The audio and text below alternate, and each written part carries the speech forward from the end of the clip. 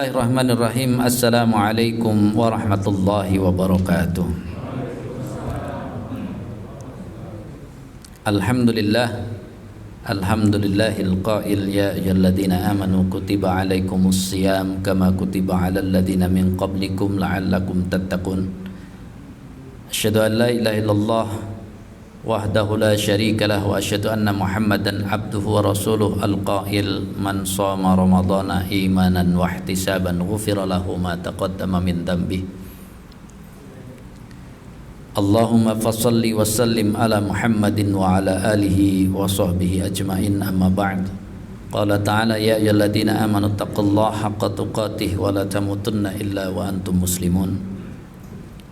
Pertama, kita bersyukur pada Allah masih bisa menikmati Ramadan. Salawat dan salam dan tercurah pada Rasulullah sallallahu alaihi wasallam yang merupakan suri tauladan bagi kita di semua amal ataupun semua keyakinan. Jamaah sekalian, kita pada sore hari ini ingin membedah tentang penguatan Ramadan, karena kita harus memahami bahwa Ramadan ini sangat spesial. Satu bulan tapi bisa mendapatkan derajat yang kalau kita lihat Al-Quran, derajatnya itu harus ditempuh dengan berbagai cara, yakni sebuah ketakwaan. Dalam penguatan ini kita akan menggunakan surat Al-Baqarah ayat 183, kemudian kita coba perincikan, karena kita harus mulai dari kalimat ya ayyuhalladzina amanu, wahai orang-orang yang beriman. Artinya ini merupakan modal yang harus disiapkan untuk menjalankan roda Ramadan. Jadi kalau tidak ada keimanan, kita tidak akan bisa menjalankan roda Ramadan itu berfungsi sehingga menghasilkan ketakwaan. Maka kalau kita lihat ya ayyuhalladzina amanu, kemudian kutiba alaikumus shiyam, kemudian la'allakum tattaqun. Kita mulai mencoba untuk bisa setahap demi setahap paham tentang hal itu. Nah, ketika menyelami makna ya ayyuhalladzina amanu, dari kata ya ayyuhalladzina aman itu kurang lebih terulang sekitar 89 kali dalam Al-Quran. Dan cakupannya itu berarti syariat dengan akhlak semuanya dapat. Jadi kalau ditarik tujuannya itu yang pertama, supaya orang-orang mukmin memberikan perhatian yang lebih terhadap ayat tersebut dan isinya. Jadi sebenarnya nggak bisa. Jadi sebenarnya nanti bukan hanya masalah Ramadan saja, semua yang ada kata ya ayyuhalladzina amanu itu harusnya dia harus memberi perhatian khusus, karena di dalamnya pasti akan ada bonus keimanan. Artinya bonus keimanan itu kalau kita mengikuti apa yang ada di ayat itu akan mendapatkan keimanan. Kalau mengingkari berarti kita tidak akan mendapatkan tingkatan keimanan. Kemudian juga dikatakan di sini, ini tafsirnya Hasyiah As-Sawi dan Mafatihul Ghaib Ar-Razi mengatakan untuk menghilangkan salah sangka bahwa seruan tersebut berlaku kepada selain orang yang dimaksud, yaitu selain orang mukmin. Jadi seruan itu tidak bisa untuk orang lain. Jadi puasa bukan seruan untuk kutiba alaikumus syiyam, bukan seruan untuk non muslim, bukan. Tapi seruan untuk orang mukmin. Ini tulisannya salah mungkin harusnya mukmin. Jadi tujuan yang pertama kita memperhatikan, yang kedua jangan meleng itu benar-benar kita gitu. Jangan nyuruh siapa sih gitu yang sana kayaknya gitu, bukan saya gitu. Yang disuruh adalah orang yang beriman itu. Jadi kalau Anda mukmin, Anda harus dapat ya memahami itu. Nah, cakupan dari ya ayyuhalladzina amanu yang ada di Al-Qur'an itu ada cakupan syariah, ada cakupan akhlak. Ya, contoh ini aja, ini baru berapa itu kan, ibadah mahdhah ya, tentang siam adalah ibadah mahdhah, ada di dalamnya juga muamalah ya, ada juga jinayah ini pidana karena ada ya ayyuhalladzina amanu kutiba alaikumul qisas fil qatla, ada politik ya, kalau dipecah lagi ada militer karena nanti ada ya ayyuhalladzina amanu kutiba alaikumul qital itu ya. Jadi biar kaum muslimin itu seharusnya memperhatikan. Kadang-kadang kita kalau sudah asik dalam satu muamalah saja, kita lupa dengan yang lain, nggak peduli lagi dengan jinayah, nggak peduli dengan politik, nggak peduli dengan tadi kekuatan, nggak peduli dengan ibadah, atau asik dengan ibadah, nggak peduli dengan muamalah, semuanya nggak peduli. Belum lagi ya dalam kaitan akhlak itu yang terkenal surat Al-Ahzab 70 itu biasanya dibaca khotib ya, ya ayyuhalladzina amanu taqu, ya ayyuhalladzina amanu taqullaha wa qulu qawlan sadida ya, yuslih lakum a'malakum wa yaghfir lakum dzunubakum wa may yuti'illaha wa rasulahu faqad faza fawzan 'azima. Perbuatan adalah Al-Mujadalah ayat 11 yang depannya itu kan, ya ayyuhalladzina amanu ya, apa Al-Mujadalah ayat 11 tafassahu ya, apa depannya apa, ya ayyuhalladzina amanu idza ya, ramzi apa, ya ayyuhalladzina amanu idza qila lakum tafassahu fil majalisi fafsahu yafsahillahu lakum wa idza qila suzu fansuzu. Itu sikap suruh berlapang-lapang dalam majlis dan sebagainya ya, perbuatan itu berupa. Kemudian sikap yang harus juga didalami, ilmunya banyak, adalah ya ayyuhalladzina amanu qu anfusakum wa ahlikum naro. Artinya keimanan itu kaitan dengan ya ayyuhalladzina amanu itu nggak boleh terpisah nanti antara mengerjakan ibadah Ramadan dengan yang lain-lain. Jadi ini yang salah satunya dalam kultum saya singgung tentang ya 77 cabang iman. Nah, kemudian iman dan ilmu di ujungnya tadi yarfa'illahu alladhina amanu minkum walladhina utul ilma darajat. Jadi ada ilmu dan keimanan dalam proses untuk menjadi modal kita dalam menjalani perintah yang ada ya ayyuhalladzina amanunya.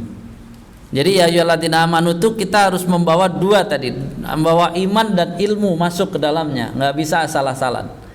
Kalau asal-asalan kita tidak mendapatkan apa yang dijanjikan Allah di dalamnya. Nah, berarti proses iman yang dimaksud itu adalah ilmu yang tidak meragukan, bukan asal-asalan, harus ya benar-benar kuat. Kemudian kepercayaan tiada ragu yang dibuktikan dengan amal. Itu ilmu aslinya ke sana. Tetapi nanti dalam kaidah menilai, ini sekali lagi menilai, tidak boleh ngarang sendiri gitu. Kita mau menilai orang itu beriman ya, kan kayak dulu kasusnya kan nih dijelaskan tentang ilmu tentang infak, makin besar makin apa, sedekah dulu ya, sedekah ya, tentu bahasanya lagi viral lagi tuh gara-gara sedekah gitu kan. Nah, yang lebih banyak berarti yang lebih bagus, berarti yang benar-benar beriman, akhirnya suruh sedekah seluruh hartanya. Ini nggak komprehensif. Kalau mau menyuruh orang untuk infak seluruh hartanya, maka ilmu dan imannya harusnya sekuat siapa? Sekuat Abu Bakar As-Siddiq. Kalau imannya belum sekuat Abu Bakar As-Siddiq, gimana dia nggak akan goyah itu ketika ya mensedekahkan seluruh harta. Nah kita itu sering tadi, kan lebih hebat ya, tujuannya hebat atau iman. Jadi jangan tiba-tiba ntar tujuannya hebat jadinya. Tujuan kita adalah ketakwaan. Ya, ini dari hadisnya ya Imam Ahmad ya, berkenaan dengan ilmu yang dibuktikan dengan amal. Dan ini hadis Imam Ahmad yang saya maksud adalah zikir pagi petang, zikir pagi kita. Makanya sebelum amalan mutakabbalan itu disuruh minta Allahumma inni as'aluka ilman nafi'an dulu. Baru pendukungnya adalah rizqon thayyiban, baru wa amalan mutakabbalan. Jadi ini harus dipahami oleh kita. Nah, setelah bermodalkan iman, maka kita harus masuk pada ranah kutiba alaikumus siyam. Berarti ini kalau dari Al-Baghawi, kutiba alaikumus siyam itu yang saya sudah sampaikan, al-imsak ya, maknanya as-siyam adalah al-imsak. Kemudian imsak apa? Al-imsak anil akli wasyurbi. Nah, kemudian di sini yang untuk hawa nafsu yang diambil adalah wal jima'i ma'an niyah fi waqtin mahsusin. Ya. Kemudian di sini dijelaskan yakni bisaumi, ya, hal itu li anna sauma waslatun ila taqwa tadi. Jadikanlah puasa itu wasilah menuju ketakwaan, tapi diberi syarat lima fihi min qahrin nafsi ya wa kasris sahawat, dengan cara ya ini memaksa diri yang untuk menghancurkan syahwat, dipaksa dirinya itu, dipaksa untuk menghancurkan syahwat. Nah di sini kan kalau Ibnu Katsir yang sering saya sebut al-imsak anit ta'am wasyarab wal wiqa bi niyatin khalisatin lillahi azza wa jalla lima fihi min zakatin nafs, ya, ada zakatun nafs, tazkiyatun nafs ya, wa taharatiha wa tankitiha minal ahlatir radi'ah wal ahlakir radilah, ada kotoran-kotoran yang ada baik dalam jasmani ataupun akhlak-akhlak dalam ruhani, ya, akhlak buruk, kotoran yang menempel. Kemudian li'anna shauma fihi tazkiyatun lil badani wa tadyikun limasalikis syayatin atau syaitan. Maka kalau diambil dia perintah Allah tentang as-siyam itu mengandung 5 unsur yang harus kita capai.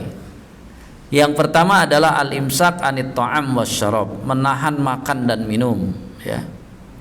Kemudian yang kedua adalah al-imsak anil wiqa biniyatin khalisatin lillahi azza wa jalla. Artinya di poin 2 ini adalah al-imsak anis syahawat, ya, wal mubtilat, menjaga diri, menahan diri dari mengikuti hawa nafsu dan juga dari mengerjakan hal-hal yang bisa membatalkan puasa ataupun membatalkan pahala puasa. Jadi nomor 1 akan mendorong kesuksesan nomor 2. Jadi menahan dari makan dan minum itu kan hasilnya lapar. Kemudian dari lapar itu diharapkan akan bisa digunakan untuk menahan hawa nafsu. Jadi dari lapar bisa menahan hawa nafsu. Nanti lapar dan menahan hawa nafsu diharapkan bisa mensucikan jiwa. Nah kalau sudah mensucikan jiwa, maka akan menjadikan apa? Pensucian jasmaninya juga ikut, kemudian mempersempit jalan setan. Ya, nanti kita coba ambil satu persatu ya. Makanya kalau kita kaitkan ya isi dari as-siyam itu, kemudian as-siyam itu prosesnya bukan sehari, tapi as-siyam prosesnya adalah 1 bulan Ramadan.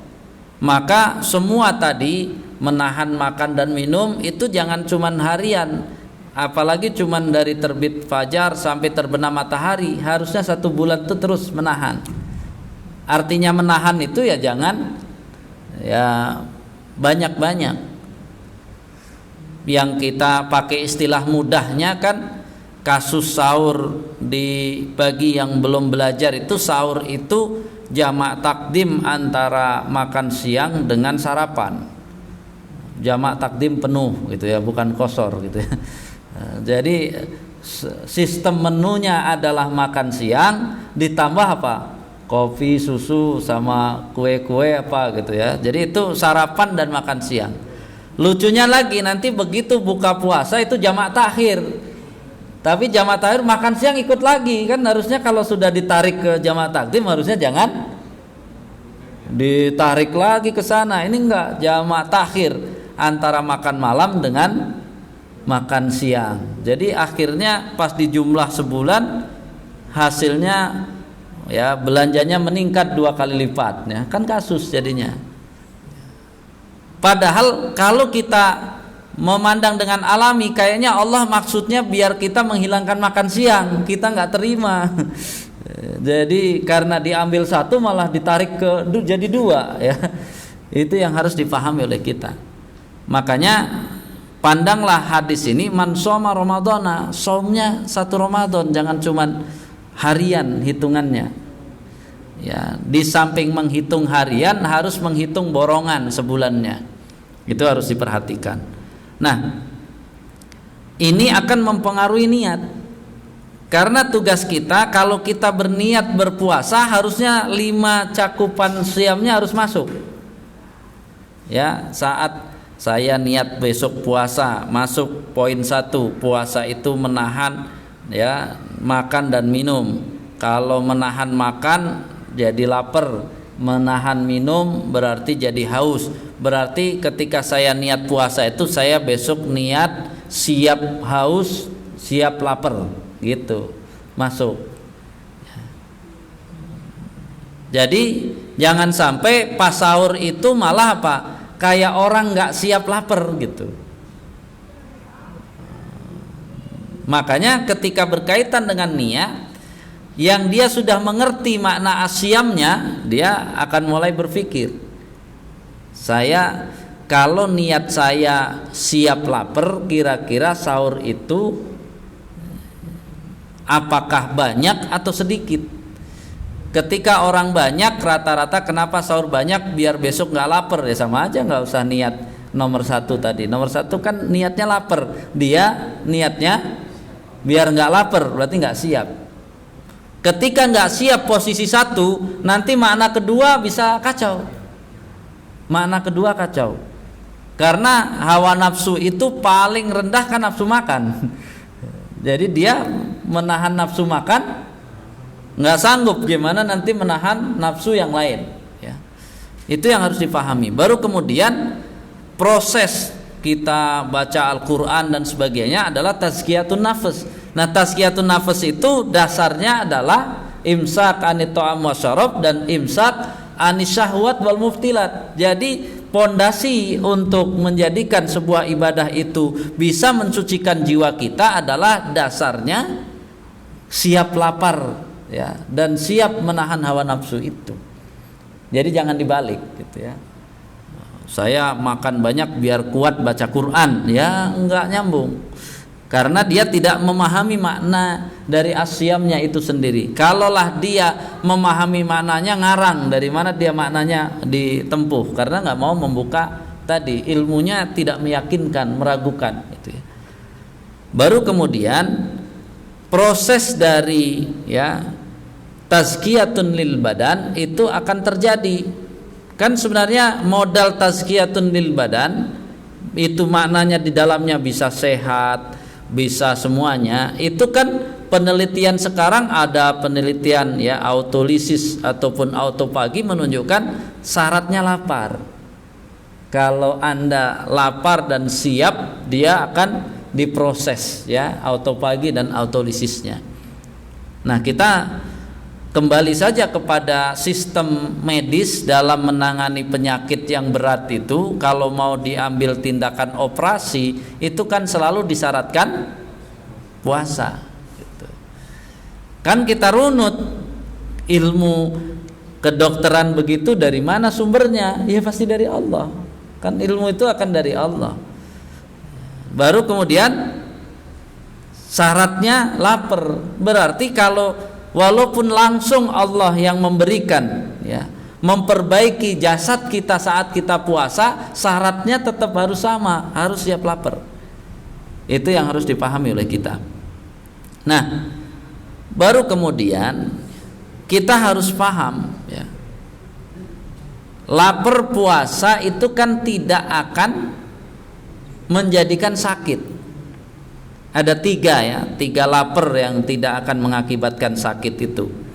Yang pertama lapar karena puasa, yang kedua lapar karena ibadah. Itu kalau buka Riyadhus Shalihin tuh ada kasus tuh sahabat bangun sholat jatuh pingsan karena lapar, ya. Terus lihat komentar Nabi, ya, kalau di rumah ada Riyadhus Shalihin, lihat itu bahwa Nabi mengatakan pahalanya lebih banyak. Jadi nggak ada Nabi bilang, itu kasih makan nanti sakit, enggak. Jadi ketika lapar itu berkaitan dengan ibadah, tidak mengakibatkan sakit. Lapar yang ketiga yang tidak mengakibatkan sakit adalah lapar dengan belajar. Harusnya menuntut ilmu itu lapar, dan itu tidak akan mengakibatkan sakit. Jadi sangat salah orang kalau belajar makan banyak, itu salah. Karena kaitan ulama-ulama yang saya selalu sampaikan kepada Bapak, kan ingatlah kisah Abu Lais As-Samarkandi itu. Kaya raya, duitnya banyak, setiap yang ngaji dikasih duit dan dikasih makan, kenyang gitu ya. Nanti saat beliau wafat, itu penerusnya satu pun nggak ada. Jadi penerusnya satu pun nggak ada. Karena kan repot, apakah dia datang itu niatnya karena menuntut ilmu atau dapat duit atau dapat makan. Jadi niat itu kan, ilmu itu cahaya. Makanya kalau kita lihat, ya, bagaimana laparnya ulama-ulama dalam menuntut ilmu, itu cari itu banyak. Jadi saking asiknya, ya, murojaah ilmu, dia, ya, roti kering dicelup ke sungai, bukan ke teh manis dicelup ke sungai, makan nggak sakit. Jadi kalau Bapak punya keluarga, keponakan atau anak, ya, katanya kuliah, kata Pak Ustadz kuliah itu kan belajar cari ilmu, tapi anak saya gara-gara, ya, lapar sakit. Yakinlah laparnya mungkin karena main game atau nonton, bukan karena pas belajar. Tapi kalau dia malam lapar karena belajar, nggak bakalan sakit gitu. Tinggal telusuri. Pokoknya kalau sakit, nah ini nggak bener nih.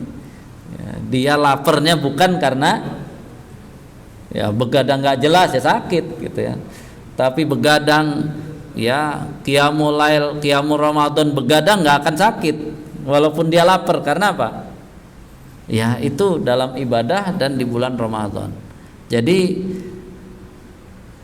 jangan secara bawah sadar kita, karena lapar seharian itu, maka karena kita tidak menggali ilmunya, padahal maksud lapar dari terbit fajar sampai terbenam matahari agar terjadi proses tadi semuanya.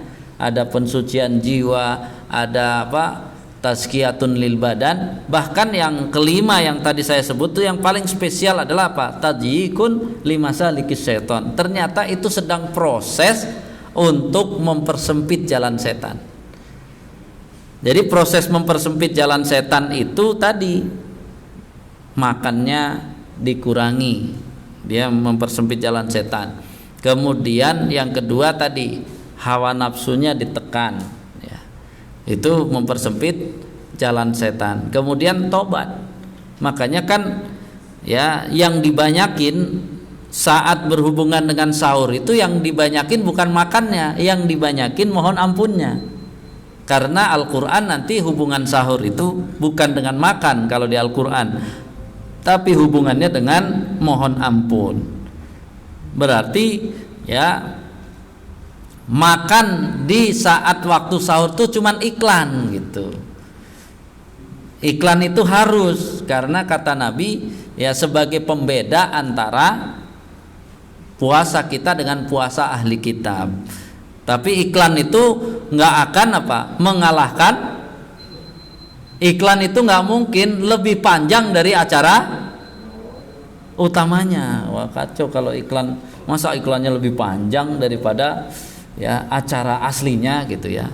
Ya, iklan itu kan hanya ya selingan sebentar. Ya, jangan lama-lama ya. Ini pengaruh ya puasa, memahami makna siam kepada niat itu sangat besar. Makin paham niatnya, kita makin jelas ya. Jadi mengandung 5 tadi ya. Ini 1, 2, 3, 4, 5. Jadi saat kita berniat, saat kita sahur, ingatlah itu ya. Nah, disinilah maka harus upgrade ilmu ya, minimal ini kuasai semua ya. Bagaimana sahurnya, menyikapi lapar dan dahaga siang hari seperti apa, ini harus di-upgrade ilmunya. Caranya cari teorinya dari model puasa Rasulullah, dari hadis-hadis cari. Ya, karena ketika kita memasukkan ilmu di situ, maka kita boleh mendeklarasikan bahwa yang saya lakukan adalah proses modal keimanan, yang dengan keimanan itu saya akan mendapatkan ketakwaan. Jadi jangan kalau direka-reka ilmunya ngarang semua, pas dicek nggak jelas semuanya. Sanatnya hanya pada puasa di waktu kecil ya. Jadi bangun, pokoknya sahur tuh yang diingat waktu kecil ya, dibangunin pokoknya yang dicek udah makan atau belum, hanya itu aja terus. Sehingga itu kayaknya yang ke bawah sampai bawah sadar bahwa kalau bangun di Ramadan gitu, itu yang dicari hanya makan ya. Itu PR ya. Jadi kan tinggal dibilang tadi, cara Ramadan seperti itu hanya kebiasaan dan pembiasaan atau sudah diiringi dengan ilmunya. Itu yang harus di cross check. Karena ketika tidak diiringi dengan ilmunya berarti hawa nafsu gitu. Berarti hawa nafsu. Kalau sudah dengan ilmunya, maka dia akan ada proses perbaikan ya, perbaikan itu tetap proses, dia harus ada proses.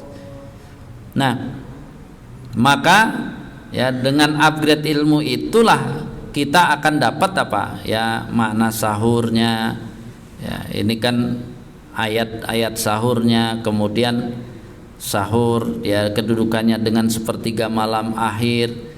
Ini semuanya nih hadis tentang sepertiga malam akhir, kemudian ada ya amalannya sepertiga malam akhir, kemudian waktu seling iklan Rasulullah saat sahur itu kurang lebih ya 10 sampai 15 menit sebelum azan ya. 2 tadi, yang 1 iklan, yang 1 utama. Yang utama adalah beristighfar, mohon ampun, sedangkan makannya adalah iklan, makanya harus ringan ya. Kemudian ya hadis sahur Nabi ini harus ditelusuri, ada hadisnya. Begitulah proses kita untuk mulai ya, kita sebut diilmui proses sahur kita itu ya. Ini kan jadi yang dicari adalah keberkahan, bukan banyaknya. Oh, Ustadz, kalau banyak bukannya makin berkah gitu ya. Ya banyak berkah pada yang lain. Karena untuk makan sahur itu kalau banyak jadi nggak berkah ya, jadi ngantuk. Karena berkah itu kan yang harus dipegang adalah kebaikan, menghasilkan kebaikan. Kalau dia ngantuk nggak baik jadinya ya. Nah kemudian nih juga hadis yang tadi ya, bahwa sahur ada kata aklah ya, perbedaan tuh riwayat Muslim. Kemudian juga ini beberapa menyebut tadi sahih berkenaan dengan ya sebaik-baik makan sahur bagi orang mukmin adalah kurma. Kemudian bersahurlah kalian walaupun dengan seteguk air. Kemudian ini ada bagaimana Nabi ya, wahai Anas ya Anas, inni uridus siam at'imni, berikanlah sesuatu makanan padaku. Fa'uti tuhu bitamrin ya, wa ina'in fihi ma'un ya. Kemudian aku datang membawa tamar, kurma dan segelas air. Ya, dan beliau minumnya gitu ya. Nah, setelah Bilal mengumandangkan azannya, katanya kan Bilal tuh mengumandangkan azannya sebelum waktu ya bahasanya ya sedikit lah gitu, dekat dengan itu. Bilal azan ya, Abdullah bin Maktum yang sebelumnya. Jadi maksudnya minum makan setelah itu Bilal azan gitu. Jadi azan subuh kalau Bilal ya, maaf. Bilal azan subuh. Jadi dekat dengan azan subuh dan ya makannya yang cepat karena dia sebagai iklan bukan sebagai ya makanan utama. Acara utamanya bukan makan sahur. Sahur itu acara utamanya yang di Al-Qur'an, yakni mohon ampun kepada Allah. Nah, mohon ampun itu tadi penguat dari tadyikun limasalikis syaiton. Dia usaha untuk mempersempit jalan setan. Nah, ketika proses 3 ini nggak terjadi, pantesan saja walaupun setannya dibelenggu, banyak ya yang mirip-mirip setan. Karena apa? Lapar nggak mau dipenuhi makanan, jadi jalan setan dalam tubuhnya kayak tol. Kemudian tadi yang ada mengikuti hawa nafsunya, bukan ya, mengikuti ilmunya. Baru kemudian yang ketiga tadi ya, nggak pernah mohon ampun, bangun telat makan aja dah sampai azan makan terus, nggak ada kesempatan untuk mohon ampun kepada Allah. Jadi dosa itu kan kalau kita mau iseng gitu ya kalimatnya, anggap aja dosa itu kayak makan pete. Makan pete itu kan baunya nggak hilang-hilang gitu kan. Nah, kalau dosa itu kita nggak tobat, nggak buang, ya dia baunya masih ada gitu. Nah, setan itulah bau setan gitu. Jadi kalau makan pete kan bau pete, kalau berbuat ya dosa berarti bau setan gitu. Bau setannya masih ada. Setannya memang apa? Dibelenggu, tapi apa? Dengan hawa nafsunya dia jalannya lancar, hawa setannya lancar. Dengan tidak menahan tadi hawa nafsu lancar juga, tambah tidak mohon ampun, ya udah kayak setan. Ya, jadi walaupun Ramadan maksiat bisa karena jalur setannya tidak ditutup, kan harusnya ditutup ya. Maksud berpuasa itu menutup jalur setan ya. Sehingga kalau dibandingkan ya Rasulullah sahur dengan kebanyakan orang sahur, kalau ini kan bangun untuk Allah, beribadah ya, kemudian makan sahurnya sedikit sebentar, kemudian mohon ampun dengan dilanjutkan dengan ibadah. Nah, kebanyakan orang itu bangun itu niatnya memang untuk makan, bukan untuk ibadah gitu. Ini harus diperbaiki. Niat bangun sahur bukan untuk makan, harusnya untuk ibadah. Akhirnya apa yang terjadi? Ibadahnya sedikit, nggak ibadah juga nggak apa-apa gitu dia. Jadi yang penting dapat makan. Tuh. Akhirnya yang utama itu makan-makan. Yang utama makan-makan. Nanti sebelum subuh sudah males ya, udah kenyang, udahlah males ya. Akhirnya ya pengennya tidur habis subuh. Itu perbandingan sehingga kita bisa tahu bahwa di Indonesia khususnya makan nasi itu dalam penelitiannya yang tepat hanya di waktu lunch, makan siang. Jadi kalau sahur nggak cocok sebenarnya asalnya makan nasi. Kalau ditanya berarti siapa yang lebih ilmiah, Rasul dan sahabat atau kita? Lucu juga ya, yang lebih ilmiah Rasul sama sahabat. Padahal penelitiannya dulu atau sekarang? Penelitiannya sekarang ya. Ini yang harus dipahami. Sehingga bagus sekali kalau apalagi sekarang terkenal ya ada diet nasi ya, pas sebenarnya Ramadan kalau bisa sahur nggak makan nasi, berarti sehari makan nasinya cuma sore. Wah, udah bagus itu. Artinya ilmu yang sudah ada kita buktikan. Lucu, ilmunya ada di kita, yang membuktikan Rasulullah, kan jadi malu sebenarnya kita sama Rasulullah. Balik bahwa sahur itu bangun, berniat puasa, siap lapar, siap dahaga, mengendalikan hawa nafsu. Apalagi hawa nafsu terdekat adalah makan, berarti jangan kendalikan untuk tidak banyak makan agar sebanyak bisa memperbanyak ibadah kepada Allah. Jadi jangan sampai terulang lagi bangun tuh hanya puas makan sesuai hawa nafsu sehingga sedikit sekali ibadah, bahkan tidak ibadah juga tidak apa-apa. Yang penting makan gitu ya. Ini proses tadi, ilmu tidak masuk, hasilnya ya nggak ada nanti, karena bertentangan dengan teori ilmunya. Jadi apa yang dikerjakan dengan teori ilmunya berbeda. Baru kemudian juga harus mempelajari hikmah lapar, hikmah dahaga. Ya tadi hadis-hadis tentang lapar, kemudian penelitian-penelitian tentang ya lapar ya. Untung saja kan dari 2016 itu yang autopagi itu kan dari Jepang yang meneliti, terus saja nambah lagi sehingga memperkuat bahwa apa?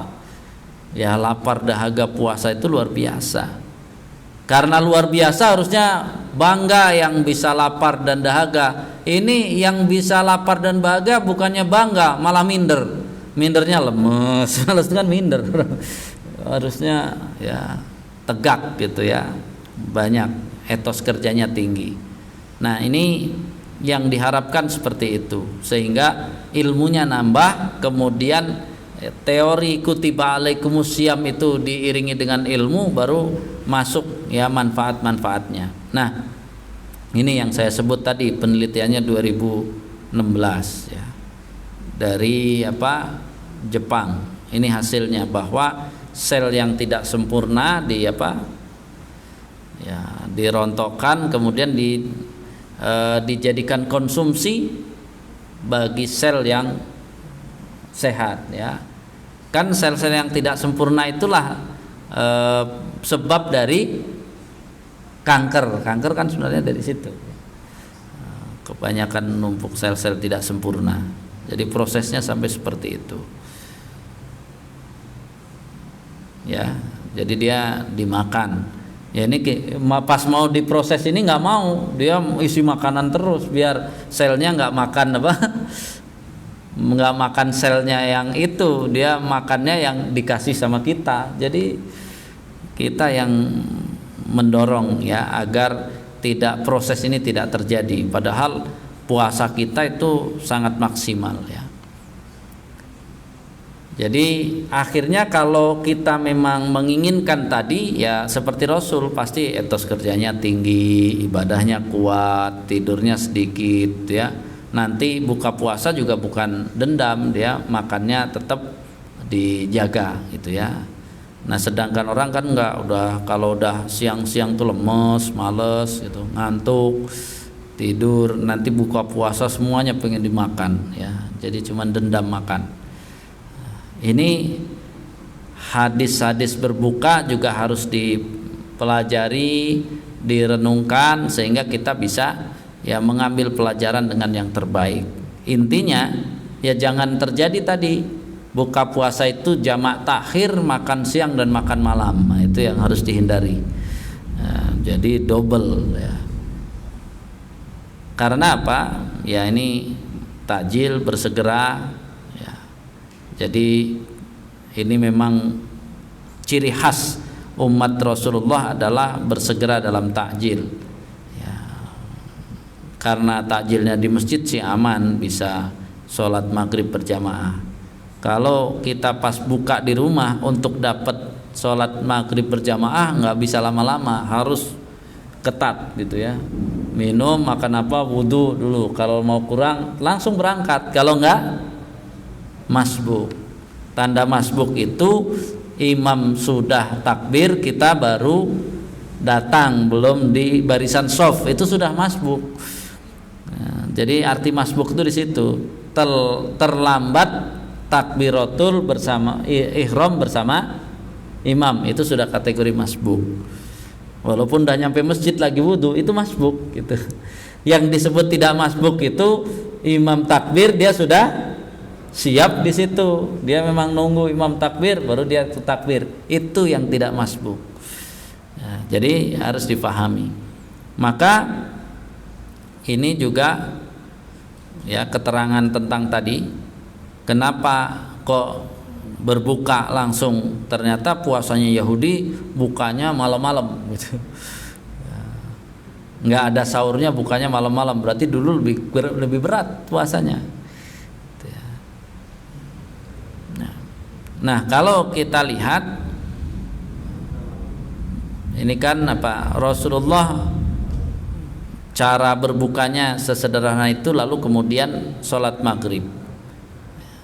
Rutop, nggak ada rutop tamer, nggak ada tamer ya air putih. Habis itu ya beliau sholat maghrib. Nah, keadaan takjil ya di prosesnya itu Rasulullah makan segera, sholat maghrib tidak telat, menahan nafsu makan. Ya di kita masih ada juga yang makannya santai gitu ya, dinikmati katanya makannya. Sholat maghrib telat ya. Jadi itu yang perlu disampaikan. Proses ini perubahan harus kita lakukan. Nah, makan ya ada yang mengumpulkan ya makan biasa Rasulullah kalau sudah habis maghrib ya, unsur daging boleh, semua boleh kan itu ya. Tapi ya kembali kepada dalil cara Rasulullah makan itu kan sulusun nih, fasulusun li ta'amihi wa sulusun li syarabihi wa sulusun li nafsihi. Itu harus kita jaga ya. Jadi wadah yang dipenuhi paling berbahaya ternyata perut gitu ya. Jadi perut ini kalau dipenuhi ternyata bahaya dia. Jadi asalnya makan itu kan akalat yukimna sulbahu, makan untuk menegakkan tulang punggungnya ya.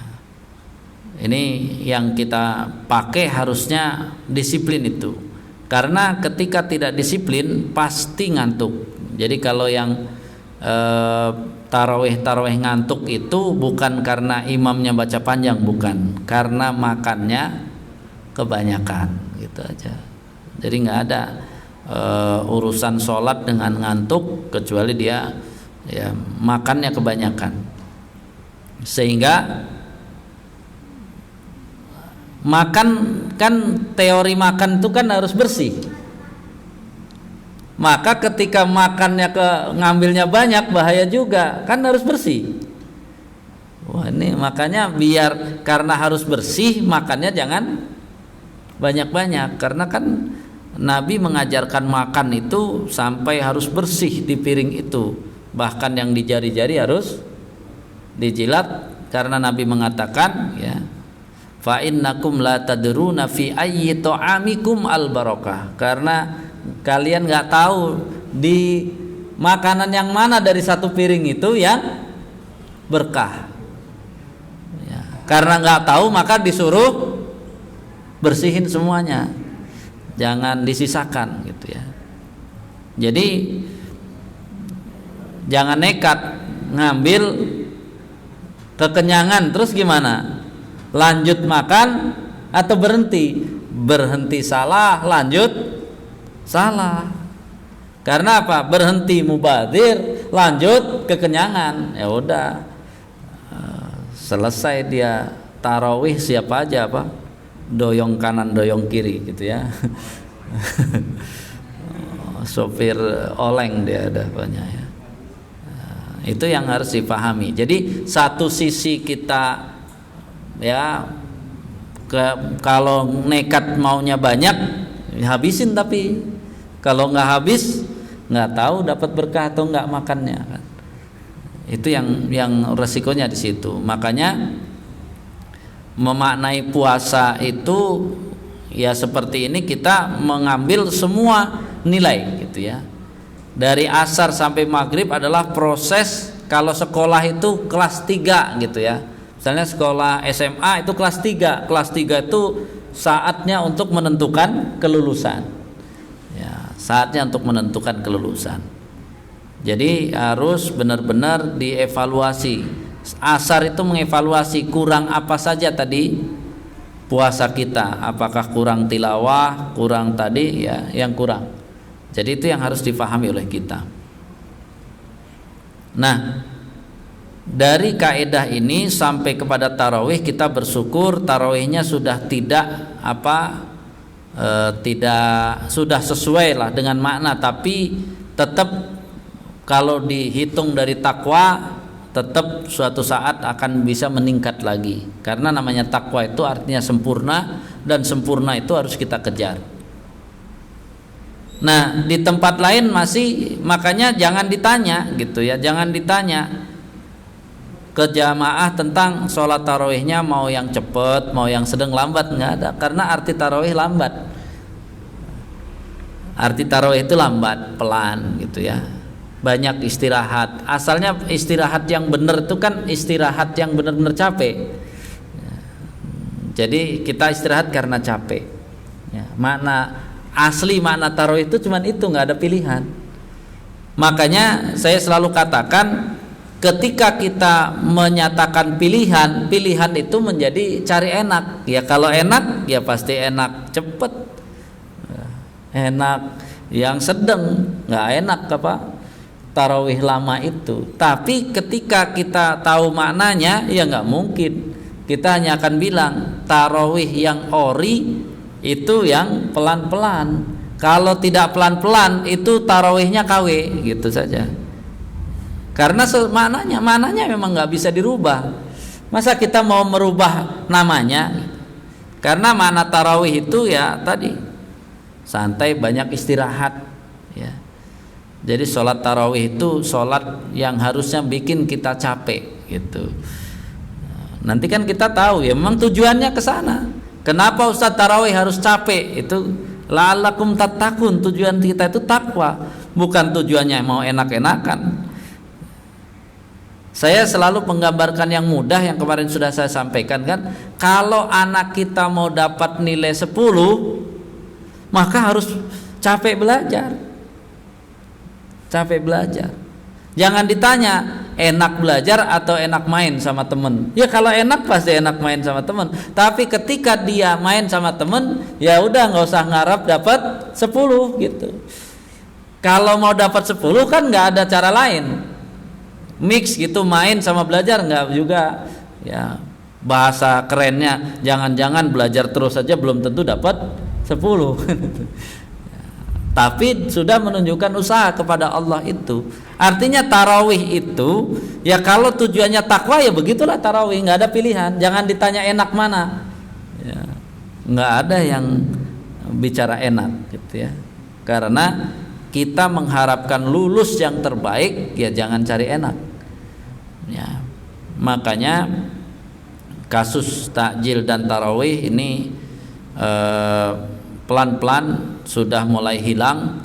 Saya beberapa tarawih itu sekarang sudah mulai rata-rata yang saya kunjungi adalah sudah pelan gitu ya, sudah tarawih lah, bukan yang KW gitu ya. Kalau beberapa dulu masih ada yang pengennya cepat. Tapi jamaah kita ajarkan ilmunya, dan secara ilmu nggak boleh milih jamaah. Makanya zaman jahiliyah dulu kan terjadi intimidasi terhadap imam kan. Awas ya nanti bacanya jangan panjang-panjang, hebat banget imam aja diintimidasi kan itu ya. Untuk untuk bacaan kan. Padahal ya imam ya kita ngikut imam aja terserah ya. Nah, di kita nanti mudah-mudahan sudah. Jadi poin ini kalau saya sebut tadi, kalau tarawihnya KW ya anggap saja ampunannya KW juga gitu. Kalau mau dapat ampunan yang ori berarti apa? Tarawihnya harus ori juga gitu. Ini urusannya kepada Allah, bukan kepada orang, bisa dibohongi. Nah kemudian di kita mudah-mudahan kasusnya sudah tidak ada sebelum tarawih sudah pulang gitu. Saya pas kapan itu masjidnya besar, jamaahnya banyak, tapi ada sudut kanan kiri itu pas begitu mau witir ya kan ceramahnya habis tarawih sebelum witir. itu langsung berdiri, langsung saya baca hadis ini, habis salam langsung baca hadis saya. Ya. Karena ulama apa itu mengatakan salah satu faktor kegagalan tarawih itu adalah pulang sebelum witir. Gitu. Jadi faktor kegagalan tarawih itu pulang sebelum witir.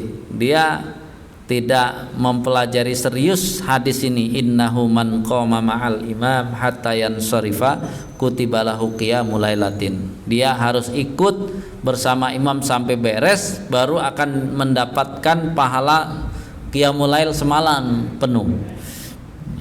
Kalau pulang ya, kalau dia ikutnya sejam berarti dia pahalanya baru ikut qiyamul lail sejam. Nanti malam katanya mau bangun lagi, bangun berapa jam kira-kira? Sejam lagi. Dia cuma dapat pahala 2 jam. Kasihan amat. Padahal kalau dia tinggal sabar witir bersama imam dapat pahala semalam penuh. Bangun ibadah lagi, nggak perlu mikirin witir. Kalau dia harus witir karena belum witir. Yang nggak boleh itu kan witir 2 kali. Artinya kalau sudah ikut witir bersama imam, malam bangun mau ibadah silahkan ibadah, tapi nggak usah witir lagi. Lebih enak kalau gitu. Ya, dapat 2, itulah ilmu ya. Ilmu itu akan membuat kita mendapatkan pahala yang besar.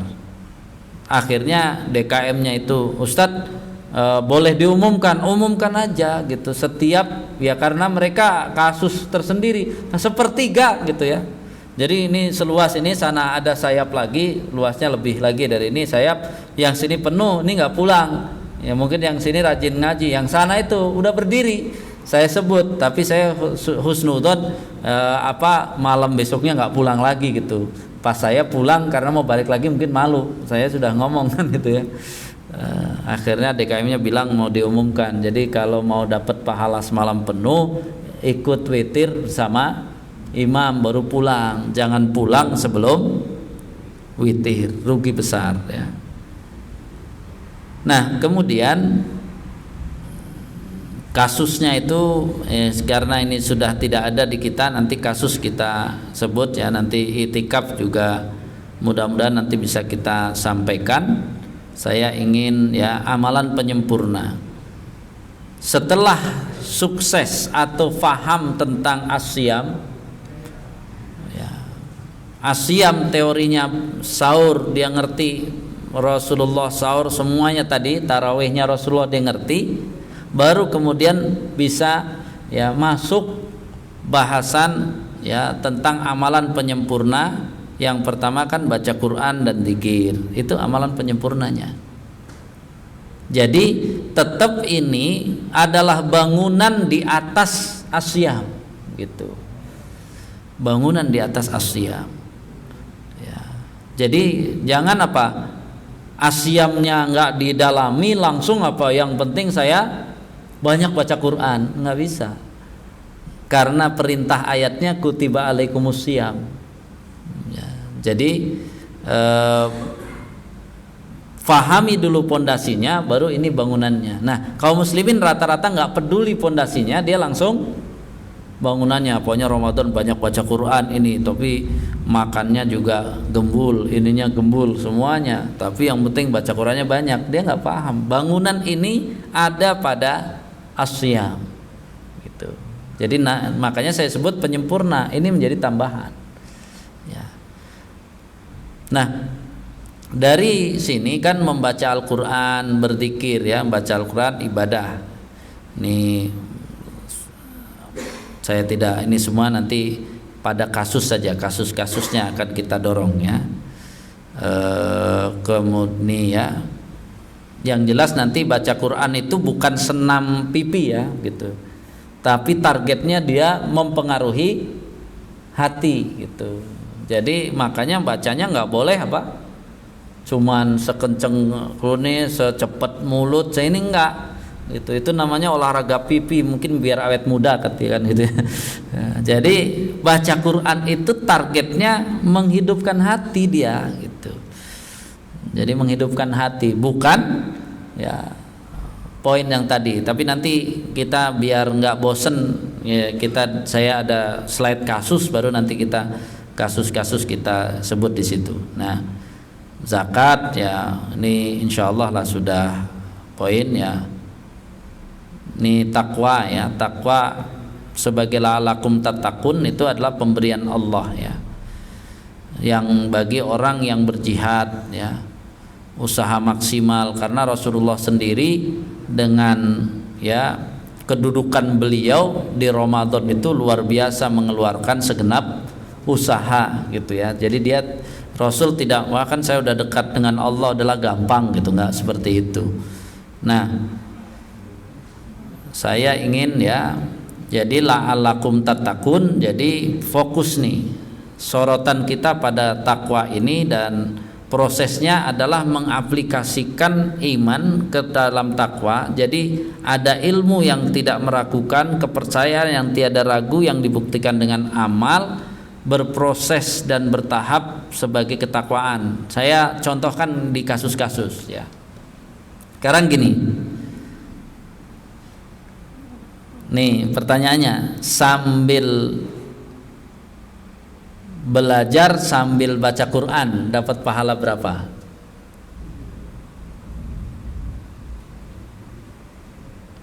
Sambil ngaji sambil baca Quran dapat berapa, pahala berapa? Kan itu kita harus paham. Padahal baca Quran tidak boleh disambi, mendengarkan taklim tidak boleh disambi. Ketika disambi nggak dapat dua-duanya. Itu harus, kadang-kadang kita nggak paham gitu. Jadi nggak ada misalnya ya, berarti kalau mau baca Quran nggak usah ikut apa ngaji gitu ya. Atau kalau mau ngaji ya jangan baca Quran. Nggak bisa dua-duanya. Kalau sambil ngaji sambil baca Quran dia nggak dapat dua-duanya. Itu kan kasus-kasus yang harus dipahami. Sekarang gini kasusnya, baca Quran itu harus bersuara atau tidak?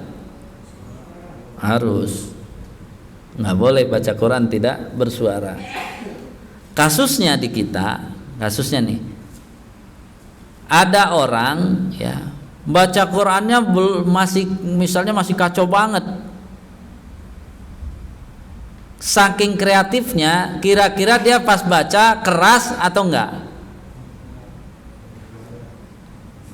Padahal kan nggak bisa berubah, namanya baca Quran harus keras gitu ya. Ustadz, lagian saya kalau keras orang saya belum bisa gitu ya. Ya harus keras, belum bisa. Nanti telinga orang ya nggak ada masalah. Itu dulu ya. Malu atau Ustadz kan gitu. Makanya di kita itu banyak kreatif, daripada malu dia bacanya nggak bersuara. Padahal menyelesaikan kasus itu salah dia solusinya. Solusinya bukan baca Qur'annya yang tidak bersuara, dia harus belajar. Jadi solusinya terlalu kreatif gitu ya.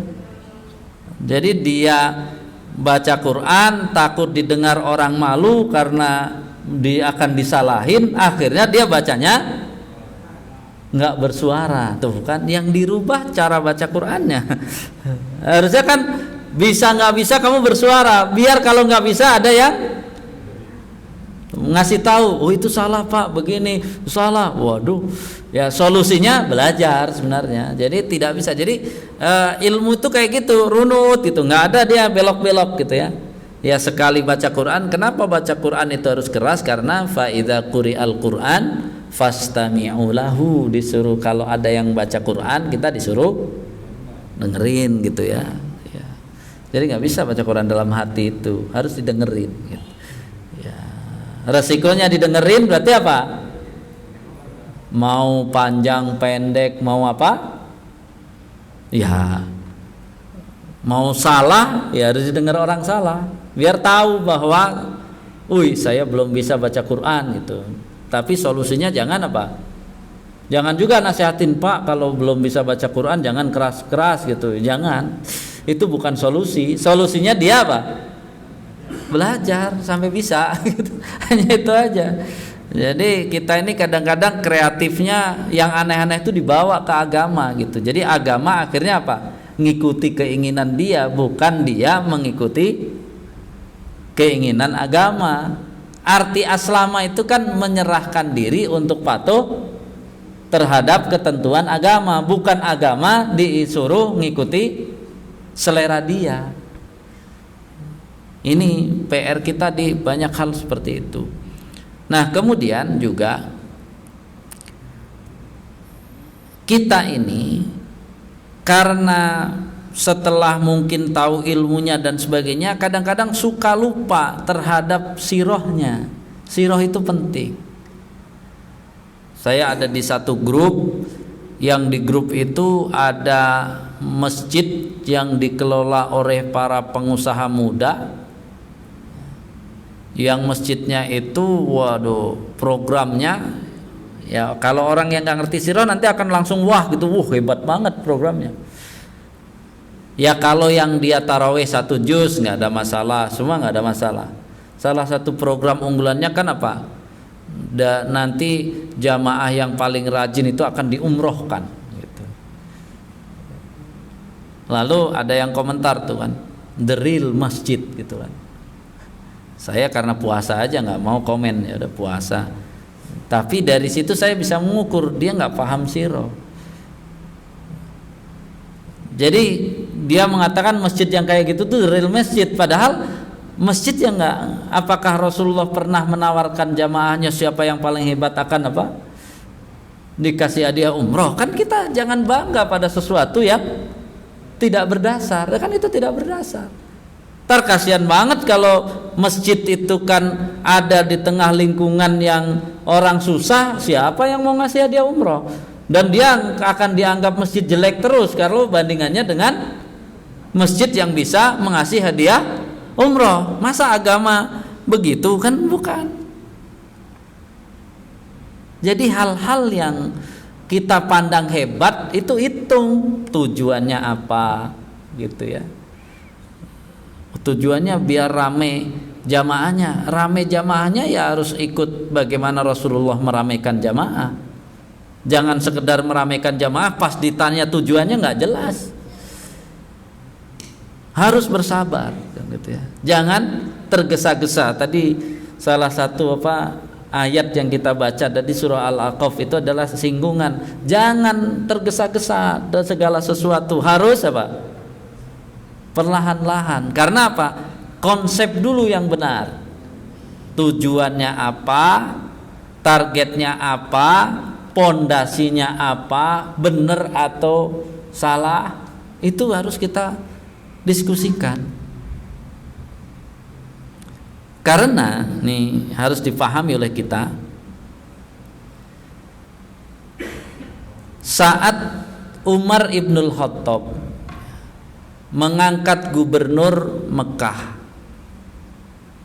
ya, gubernur wilayah yang membawai Mekah, kemudian menanyakan kepada sang gubernur, siapa yang kamu tunjuk untuk jadi ya amir Makkah? Dijawab sama sang gubernur ini dengan kata-kata Abu Abja, seorang budak gitu. Dulunya seorang budak. Ditanya sama Umar, kenapa engkau angkat dia? Nah ini dari penghafal Quran. Tujuannya kalian kalau cuma menghafal belum disebut menaikkan derajatnya. Kata Umar, kata yang mengangkat, beliau paling menguasai Al-Quran. Umar nggak diam, ya udah gitu nggak. Terus selain itu dia paling paham, bahkan dia yang paling menguasai faraid. Terus kemudian apa? Dia juga ilmunya seperti seorang qadhi. Ya udah Umar langsung diam. Ya. Jadi tidak bisa, kaidahnya itu tidak bisa hanya misalnya apa? Wali kota yang hafal Quran. Ya kalau hafal saja dia tidak memahami hukum-hukumnya, itu enggak Umar bin Khattab enggak merekomendasi. Itu seorang Umar bin Khattab. Artinya kan apa? Jangan Al-Quran dinomor duakan. Seringnya kan Al-Quran hanya dinomor duakan. Aslinya itu memang harusnya Al-Qurannya, bukan bahasanya kalau itu namanya perbandingan daripada ya. Perbandingan daripada itu tidak ada rotan, akar pun jadi gitu ya. Ya tapi masa pakai akar terus ketika sudah dikasih banyak rotan, itu kan nggak bisa. Itu namanya hawa nafsu jadinya. Loh, kamu kan udah ada banyak rotan, kenapa kamu pakai akar terus? Loh, saya suka akar jadinya. Loh, kamu hawa nafsu sudah. Gitu ya. Artinya Al-Quran itu sebenarnya tujuannya bukan untuk sekedar dihafal. Itu yang harus dipaham dulu. Makanya harus menghafal Quran itu bukan akhir, tapi itu awal. Makanya di kasus-kasus ini kan harus paham tentang itu. Karena apa? Proses yang Umar bin Khattab sebut tadi itu menunjukkan pengangkatan seorang pemimpin itu, laporannya kepada Umar sudah benar-benar tahu itu yang dilaporkan tuh kenapa dia ini karena penguasaan Quran, tapi bukan penguasaan Quran karena hafalannya saja. Dia apa? Dengan dasar ilmunya dan dasar dengan pengetahuannya yang jelas. Maka ya, bicara takwa tidak bisa asal, itu bedanya ya. Menghidupkan ya, agama ini juga tidak bisa bicara asal, tapi harus benar-benar apa yang dipakai panduannya, kemudian seperti apa pelaksanaannya, kemudian dikaitkan dengan syariatnya, ini pelaksanaannya oke atau tidak, kemudian apa tujuannya, apa targetnya, seperti apa dan berapa tahun target seperti apa, itu harus penting. Jadi agama ini hari ini banyak sekali ya, kalau kita tidak buka lagi ilmunya, tidak ini lagi, itu kacau. Saya senang tadi pagi dengar siapa Pak kok lupa saya jadi, yang mantan direktur Pak Mukhlis bilang teman-teman dia yang mau pensiun masuk PT IKI untuk belajar ya tafsir kan, itu betul jalurnya. Jadi kalau kita kemana-mana itu buka Quran, buka ayat, harusnya belajar tafsir dengan di dalam ilmunya. Jangan kita mencukupkan diri ya kesana kemari kemudian kita tidak belajar. Makanya pondasinya itu minimal, kalaulah dia tidak langsung berguru, dia bisa mengakses tafsir itu ya, dengan apa? Ya minimal dari bahasa Arabnya. Karena kalau kita lihat misalnya tadabbur Quran ya, tadabbur ya, kan sering sekali kita bahasa orang tadabbur ya, mari kita tadabburi ayat ini. Tadabbur Quran itu asalnya bukan artinya, Pak. Kalau kita baca kitab Awwalu Atadabbur Al-Quran, kitab bagaimana permulaan mentadaburi Al-Quran itu dari sisi teks bahasa Arabnya, bukan dari teks bahasa Indonesianya. Jadi yang benar-benar real tadabbur itu dia tidak sedang mengutak-ngatik terjemahan, dia sedang apa? Berbicara teks dari bahasa Arabnya. Makanya ulama yang canggih tadi kan, begitu dia mau mentadaburi ya ayyuhalladzina amanu, itu semua ayat ya ayyuhalladzina amanu dia ambil, kemudian penafsirannya dia telusuri, kemudian dia apa? Komentari. Seperti itu. Jadi kalau sudah bicara Quran, kita ini saat ini kan kadang-kadang apa? Selalu daripada. Makanya nanti kalau daripada ya sudah bisa ditebak, ntar daripada nggak ada. Gitu ya. Makanya kalau saya pelajari secara ilmu dakwah, karena saya juga di dasar awal dakwah itu, saya pahami fenomenanya. Kalau orang berdakwah hari ini kemudian dia ya misalnya sudah besar dan sebagainya, itu suka lupa. Dia kadang-kadang berani masuk area yang dia sebenarnya tidak menguasai. Itu sangat berbahaya bagi agama. Masuk area yang dia tidak kuasai. Ada kasus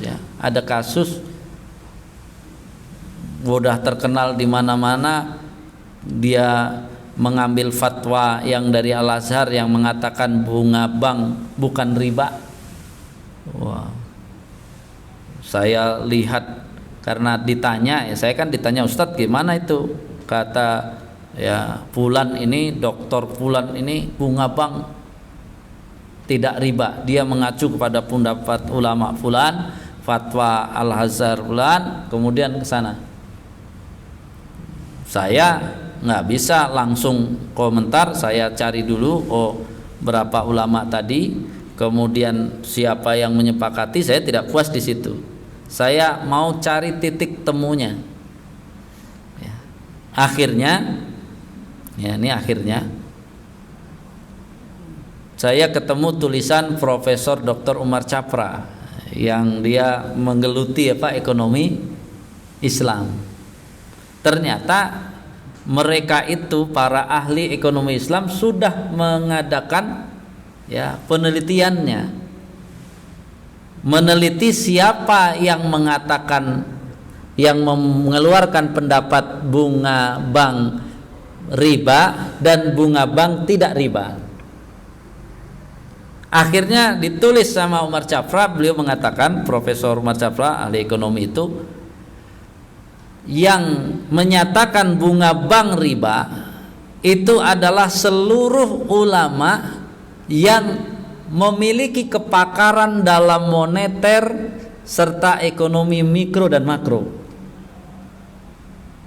Itu nggak ada satupun ulama yang pakar tentang moneter dan ekonomi mikro serta makro yang mengatakan bunga bank tidak riba, karena mereka sudah suruh menjelaskan apa itu bunga bank. Berarti mereka udah hafal dari ibaratnya A sampai Z, mereka udah tahu A sampai Z-nya. Akhirnya Profesor Umar Capra kalimatnya mengatakan, mohon maaf kepada ulama-ulama yang mengatakan bunga bank tidak riba, itu sangat mungkin ilmu tentang moneter dan ekonomi Islamnya sedikit kalau mau dikatakan tidak ada. Jadi kata-katanya halus tapi menyentuh gitu.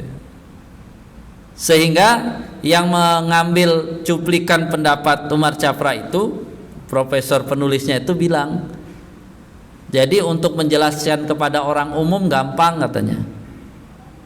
Jadi kayak Bapak oleh 10 orang dokter jantung, Bapak dibilang sakit jantung, tapi sama dokter gigi dibilang Bapak tidak sakit jantung gitu.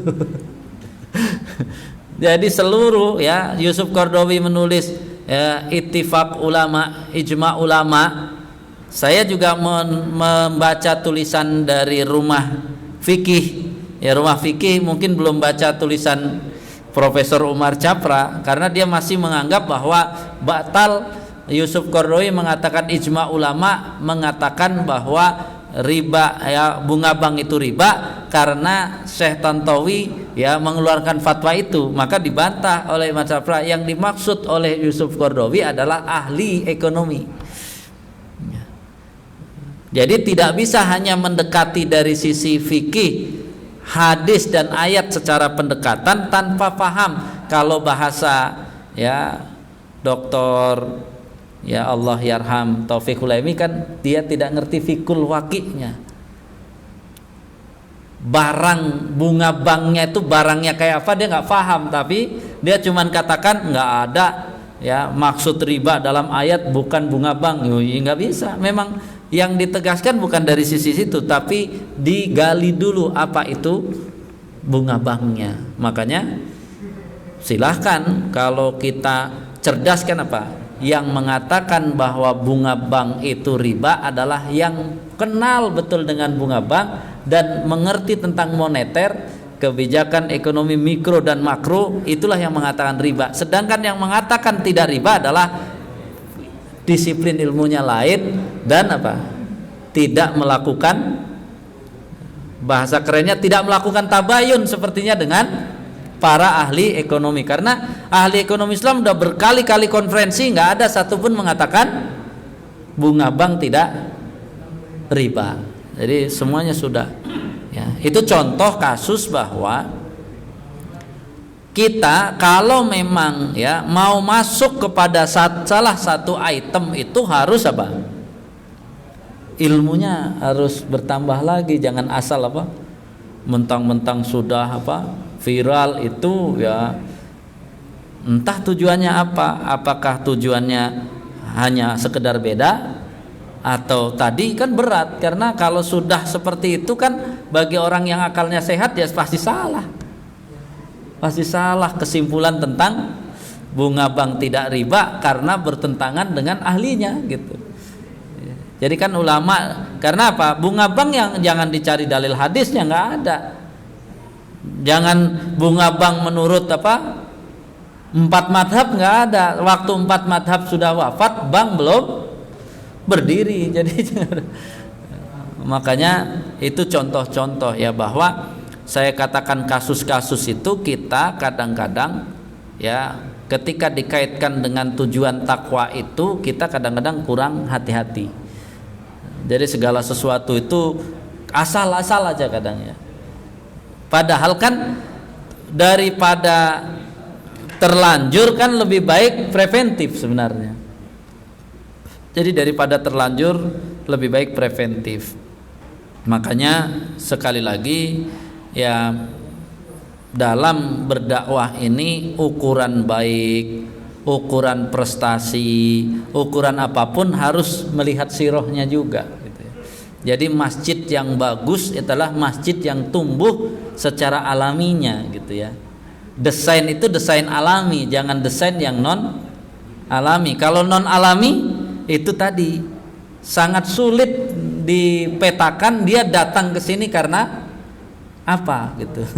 Apakah karena memang mau ke masjid untuk tadi atau ada yang lain-lain. Itu harus benar-benar. Makanya dengan belajar dari ayat Al-Qur'an, ya ayyuhalladzina amanu kutiba alaikumusiyam kama kutiba alal ladzina min qablikum la'allakum tattaqun, itu menunjukkan apa? Allah saja mengajari kita dari modalnya, kemudian caranya sampai tujuannya. Jangan asal apa?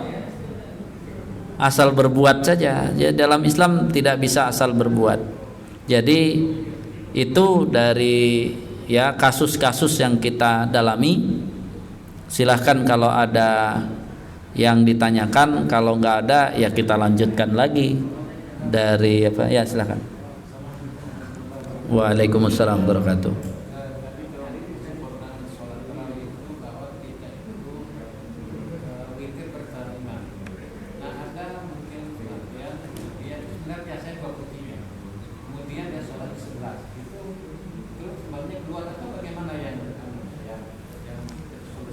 Ya, kalau dia biasa 23 datang ke tempat 23 saja. Kalau dia cerdas karena dia datang ke imam yang 11, selesaikan sampai 11, nanti dia tambah sendiri, nggak perlu witir lagi juga bisa.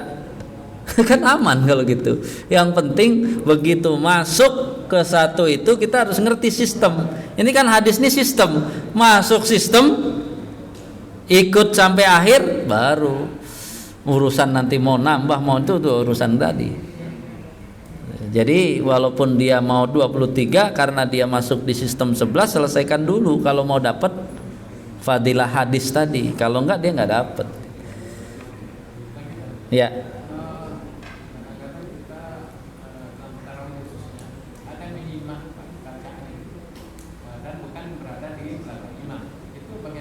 Kalau menyimak kan nggak apa-apa. Di situ kan memang sedang baca Quran, disimak.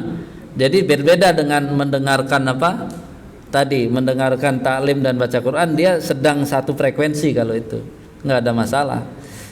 Tapi asal dia udah di belakang nggak usah betulin. Kalau betulin biar tugas depan aja ntar. Nggak apa-apa. Mungkin dia pengen apa? Ya pengen tadi ya ayatnya. Itu juga bisa menambah tadi kehusuan. Selama dia bisa menambah kehusuan nggak ada masalah. Ya silahkan Pak Juli. Oh Pak Juli dulu ya, baru Pak itu.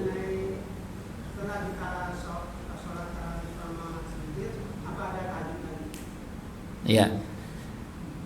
sebenarnya dia tidak berseri masuk, tapi kita menggunakan ya hadis yang umum bahwa Allah mengatakan mayyad'uni fa'astajibu lahu. Siapa yang yad'u, ya ad-da'u itu kan apa? As-shalah huwa du'a. Jadi orang ada nanti bangun malam dia pengen berdoa. Doa salah satu yang efektif adalah bisa sambil sholat. Yang nggak boleh itu niat tarawih lagi. Orang masa udah tarawih niat tarawih lagi, ya. Kaitannya nggak ada pertanyaan tajwid. Dia kalau mau ibadah saja silahkan. Ya, boleh ibadah. Yang penting yang nggak boleh itu witir lagi. Iya, witir nggak ada 2 kali. Tapi kalau mau bangun aja. Ya, karena kan gini. Makna dari hadis yang satu itu menunjukkan apa?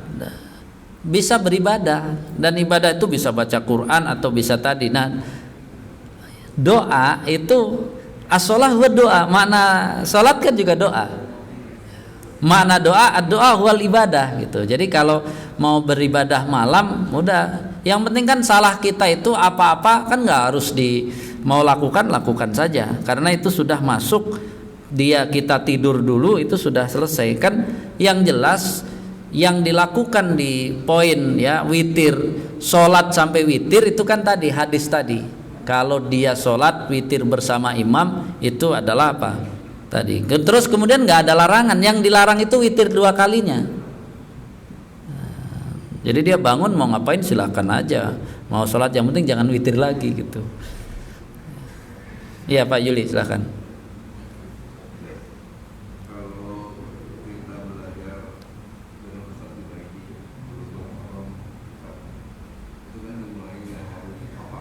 Ya.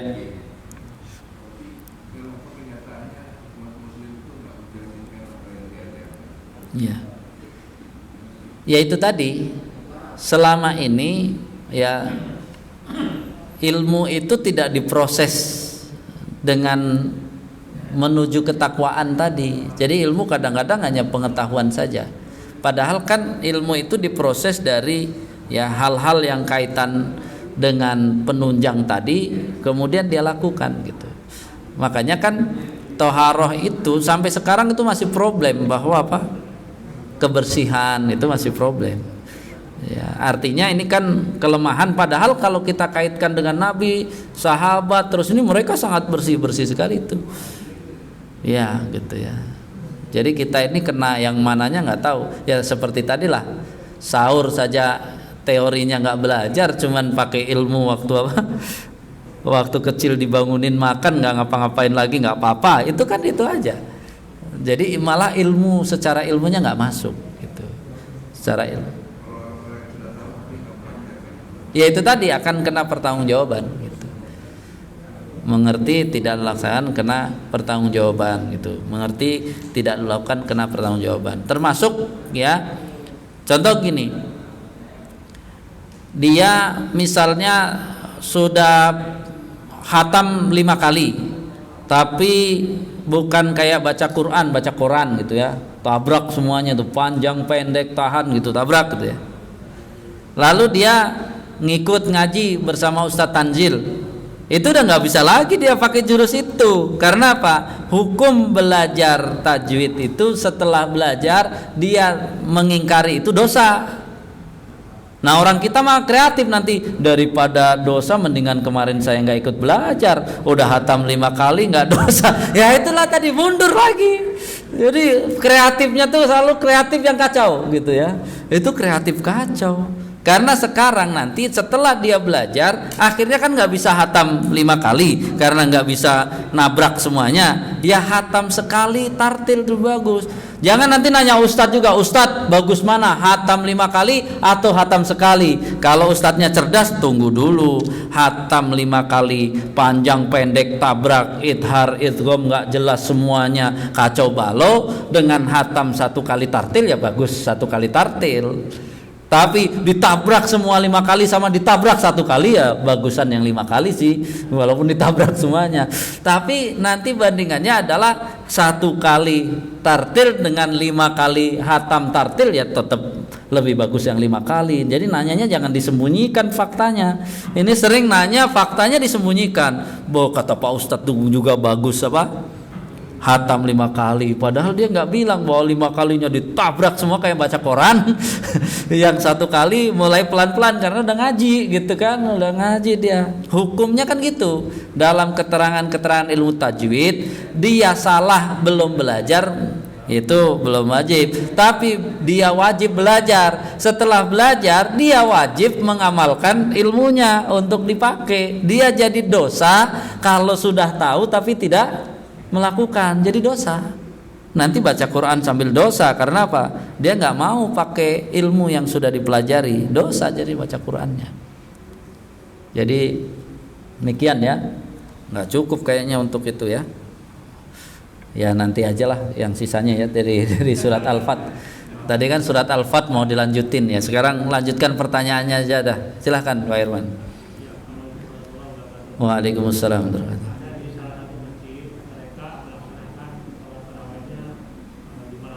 Iya.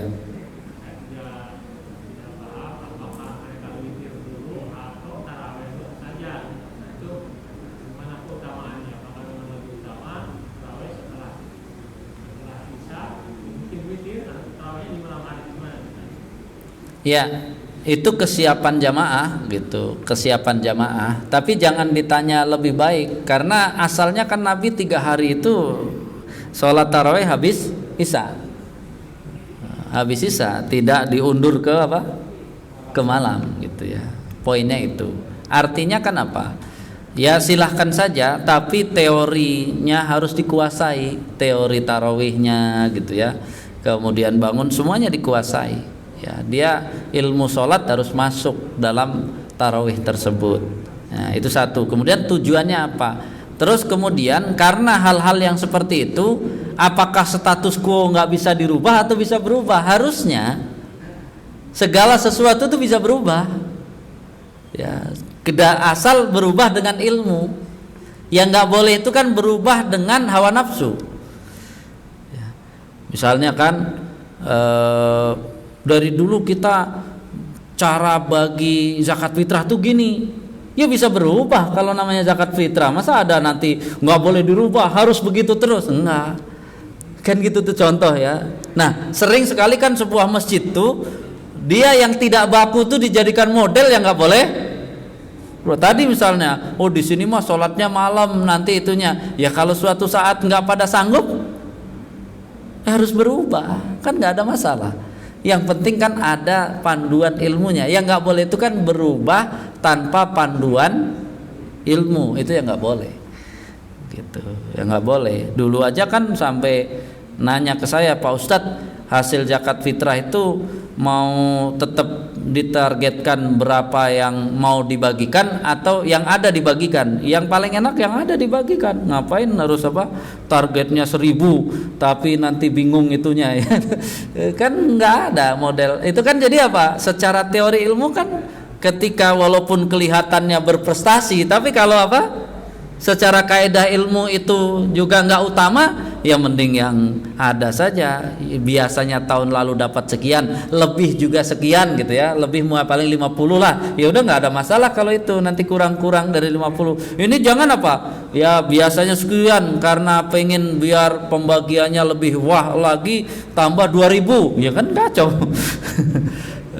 Yang zakat fitrah nggak ada 2000 dibagi 2000, stres kan. Terus yang sisanya ternyata zakatnya cuma 500, terus 1500 mau cari dari mana? Infak ya nggak perlu kan, karena tujuannya kan nggak pas kan. Tujuannya kan ya disuruh bagi dari zakat fitrahnya. Kalaulah misalnya sepakat dengan yang dari fakir miskin kan untuk pendamping berasnya. Ya kan, yang jatah fakir miskin biasanya dipakai untuk pendamping beras. Ya sudah cukup lah dari sisi ilmu dan teorinya sudah memenuhi. Ya sudah, yang lebih enak lagi panitia nggak pusing kan gitu. Ya, akhirnya karena ada yang ngadu, coba satu lagi ngadu kemarin. Akhirnya Pak Ustadz sampai jam 9 malam masih menerima zakat fitrah, nggak kesampaian juga katanya, bukan di sini. Kami jadi stres gimana? Ya salah, kenapa zakat fitrah membagi yang belum ada? Kan disuruh bagi zakat fitrah, bukan apa? Bukan santunan apa? Orang miskin, suruh bagi zakat fitrah. Ya zakat fitrah yang diterima dibagi, kan enak. Kalau itu namanya santunan. Kalau santunan ya jangan mengandalkan zakat fitrah, berarti minta sama jamaah nih pembagian zakat fitrah dan santunan namanya. Karena yang zakat fitrahnya cuman sekitar dia bagi kalau nggak 1.000, zakat fitrahnya nggak nyampe 400, berarti yang 600 santunan. Ya, pusing sendiri akhirnya kan gitu ya. Jadi itu yang ya memang kembali ya berprosesnya melalui ilmu tadi. Ya suatu saat dilihat, kan kadang-kadang tuh awalnya kan ide tadi, terus merasa itu lebih baik. Orangnya yang punya ide udah meninggal mau dilanjutkan, sementara apa? Akhirnya pindah masjid. Jadi pas sholat malam-malam cuman sekian orang, ya salah, rugi. Harusnya apa? Ya dulu kan keinginan berarti utamanya, bukan apa? Bagaimana ya meramaikan masjid dengan yang sudah biasa dari sholat isya langsung tarawih. Kan kalau sholat isya langsung tarawih semuanya ikut lebih bagus. Ya udah rubah saja. Kadang-kadang orang kita itu entah karena gengsi ya, kalimatnya jelas sih. Kan yang saya bacakan surat Al-Baqarah itu, Yahudi itu kan asalnya ngotot sombong, asalnya dari ngikuti keinginan dia. Jadi agama itu disuruh ngikuti keinginan dia. Ya. Falamma ja'akum rasulun bima la tahwa anfusukum istakbartum. Ternyata kalau biasa semua diatur menurut kita, tidak menurut Islamnya, itu bisa sombong, Pak, ternyata. Bahkan ya di situ kan dikatakan apa? Fafarikon kadzabtum. Bahkan kalau dia berhadapan dengan rasulnya, dia nggak setuju dengan rasul. Lucu banget nggak setuju sama rasul. Fafarikon wa farikon taqtulun, sebagian lagi dibunuh. Jadi karena rasulnya nyuruh yang benar, dia nggak mau, bunuh aja rasulnya. Akan seperti itu. Makanya ilmu itu akan membuat pikiran kita ya teras, hati kita jelas, kemudian semuanya akan berjalan menuruti ketentuan syariatnya yang ada ya. Jadi yang saya sampai contoh ginilah, kita ini kalau tidak punya dasar kuat kadang-kadang salah gitu. Kemarin saya ditanya karena orang ini ada gangguan apa, saya kemarin sampai apa cukup lama, orang saya cuman gini doang tadi panas gitu, padahal nggak apa-apa. Kenapa kamu begitu? Dia cerita, saya kan ngaji dari hadis itu orang yang tidak ya sholat berjamaah asar sama subuh itu munafik kan itu. Nah saya kemarin karena hujan kemudian ketiduran, saya nggak berangkat nih, jadi saya takut was-was jadi munafik. Saya bilang tuh ini yang dimaksud hadis itu, kamu melek denger adzan kemudian nggak berangkat, ya iya akan kenapa kasus kemunafikan. Orang tadi kamu ketiduran sekali udzur, ya udzur itu kamu taubat istighfar, tapi nggak ada hubungan kamu sengaja. Jadi yang di hadis itu sengaja. Oh gitu ya Ustadz, saya baru paham. Makanya ngaji jangan cuma denger dari satu nggak mau nanya lagi. Yang satu lagi bilang, ya Ustadz kan saya menjadi apa namanya pramugara di Indonesia, kan pramugara disuruh cukur apa nih jenggot semua gitu. Nah kawan saya bilang, Pak Ustadz jangan cukur jenggotnya, itu haram nyukur jenggot gitu kan. Saya bilang nggak ada yang mengharamkan nyukur jenggot. Di situ hasil dari larangannya bukan haram, tapi perintah dan larangannya dia menjadi apa? Perintahnya menjadi sunnah, bukan wajib. Ya, sunnah itu tidak dilakukan nggak akan berdosa gitu ya, tapi dilakukan akan lebih sempurna. Ya itu yang akhirnya jadi nggak langsung dosa, ya nggak langsung dosa. Makanya saya bilang aduh repot juga ya kalau ngaji tentang hadis-hadis larangan langsung haram gitu ya, kemudian perintah langsung wajib ya, jadi dia nggak kenal sama sekali ketentuan, akhirnya stres sendiri gitu ya. Ini mudah-mudahan menjadi catatan bagi kita, dan ya kita siap-siaplah sisanya untuk berdoa kepada Allah, dan kita menyiapkan diri. Mudah-mudahan jangan lupa tadi tobat itu yang untuk mempersempit jalan setan itu bertobat. Kemudian jangan turuti hawa nafsu tapi turuti ketentuan agama. Kalau kita belum paham, bilang belum paham, jangan ngotot. Kadang-kadang orang kita kan banyak belum paham tapi ngotot. Karena untuk memahami satu teks ayat ataupun satu teks hadis ilmunya tidak sedikit. Harus paham betul. Kalau belum paham dari satu tafsir, buka tafsir lain. Belum paham lagi, buka lagi. Harus seperti itu. Kita nggak bisa asal-asalan. Kemudian yang ketiga tadi, persedikit makan, karena ini juga merupakan pintu masuknya setan. Demikian kurang lebihnya mohon maaf. Subhanaka Allahumma wa bihamdika asyhadu an la ilaha illa anta astaghfiruka wa atubu ilaik. Assalamualaikum warahmatullahi wabarakatuh.